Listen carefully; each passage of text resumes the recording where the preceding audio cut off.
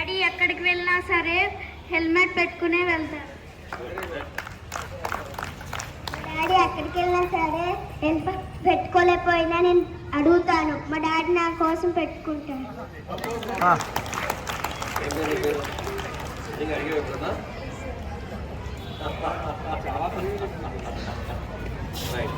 చూసారా పల్లా చెప్పింది? ఏ class? Sixth class పిల్ల ఏం చెప్తుంది విన్నారా? పెట్టుకోకపోతే కనుక ఎందుకు పెట్టుకోలేదని అడుగుతాను అని చెప్తుంది. Yes, that is love. అంటే అన్ని వాళ్ళు మనకి ఇవ్వడమే కాదు, మనం కూడా వాళ్ళకి ఇవ్వాలి. ఏమి ఇవ్వాలి మనం? ఏం లేదు, నాన్న గుర్తొచ్చాడు అంతే. అన్ని వాళ్ళు మనకి ఇవ్వడం కాదు, మనం కూడా వాళ్ళకి ఇవ్వాలి. ఏమి ఇవ్వాలి? లవ్. ఏంటి? లవ్. మన ప్రేమ వాళ్ళకి పంచాలా. ఓకే, ఎమోషనల్ అయింది నాన్న కదా.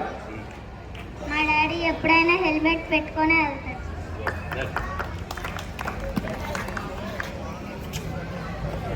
మా నాన్న ఎప్పుడైనా బయటకు వెళ్ళేటప్పుడు హెల్మెట్ పెట్టుకుని వెళ్తాడు. నేను స్కూల్లో చూసింది ఏంటంటే హెచ్ఎం సార్, పీటీ మిస్ కూడా హెల్మెట్ పెట్టుకుని వెళ్తారు.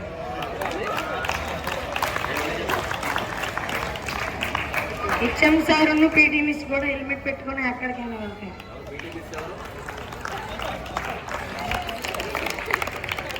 ఒక స్టేజ్ మీదకి వచ్చిన తర్వాత ఒక్కొక్కరు ఆలోచన విధానం ఒక్కోలా ఉంది. అంటే ఎక్స్ప్రెస్ చేసే విధానం ఒకరు ఒకలా చెప్పారు, ఒకరు ఒకలా చెప్పారు. ఆ పాప ఒకలా చెప్పింది, ఈ బాబు ఒకలాగా చెప్పాడు. అంటే అబ్జర్వేషన్ ఇట్ వేరీస్. ఒక్కొక్కరికి థింకింగ్ లెవెల్ ఎలా ఉందో ఆలోచించండి. అంటే వండర్ఫుల్. అలా అబ్జర్వ్ చేయాలి, మన చుట్టూరు ఏం జరుగుతున్నాయో అది అబ్జర్వ్ చేయాలి. గుడ్ నాన్న.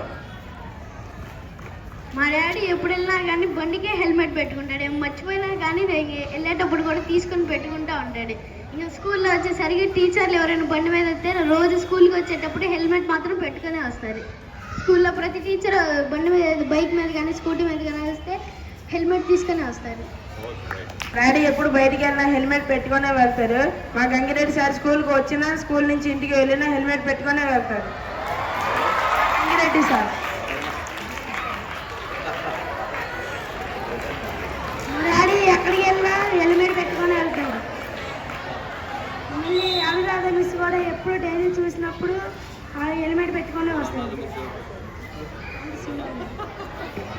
Okay, right.